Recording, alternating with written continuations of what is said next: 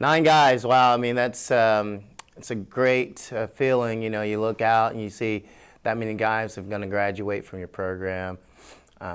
It makes me want to continue to do what I do. You know, I think a lot of times we get wrapped up into the soccer part and we don't think about, hey, these guys are going to go on, they're going to impact their communities and things like that. They're going to have their education, going to start their business, do whatever, but they're not going to be here, and they're going to. And we had something to do with how they're going to go out and be a part of the world now. So it was very exciting for those guys that day, and also to see the crowd. I mean, that was amazing.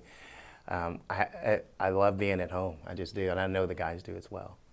Coach, a 1-0 win over Oklahoma Christian in non-conference play, then a 3-2 victory over DBU in non-conference play as well. You know, kind of two different games, really. Defensively minded against Oklahoma Christian, a late goal there, and then you guys kind of hang on.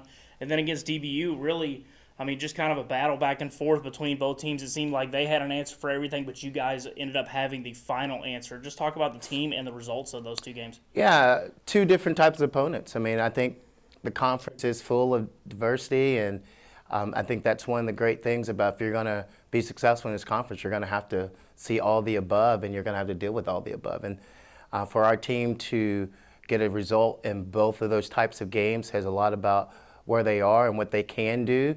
Obviously, there's some things we want to work on. I mean, I'm a coach. Obviously, want to continue to grow in areas, and we'll do that. We'll continue to work on that. But to get the result while we're doing that is it's not easy. Obviously, we've been on the other end of that, where we were close, but we didn't get it. But this time we're on this end, and I can appreciate that.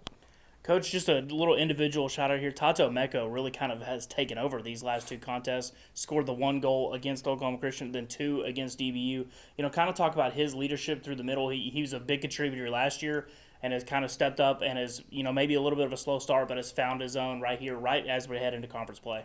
Timing is everything, right? You know, you just don't know. That's why you keep going. And, you know, I think Tato has really come into his own a little bit these last 2 weeks, and we'll see what the rest of the season looks like. But it just goes to show if you just stick with it, great things can happen. But if you don't stick with it, you'll never know. So I think that's a message just not for him, but for all the rest of the guys that are trying to find their moments as well. Coach, we're playing the same team in 2 different locations this week. You got Texas A&M International at home Wednesday night, final non-conference game of the season. And then we head to Laredo, Texas for the Lone Star Conference opener. Just talk a little bit about the Dust Devils this week, you know, kind of what it's like playing the same team back-to-back. We'll find out. I mean, just shout out to the conference. That's awesome. I'm glad that we had that opportunity to play teams back-to-back, you know, but at least we have Saturday off in between and give the guys some rest and so forth. So it'll be interesting. You know, it's always different when you're playing at home versus playing away. That's probably the 2 biggest differences. So we'll get a good look at them for, you know, 2 weeks in a row. So we'll see what happens.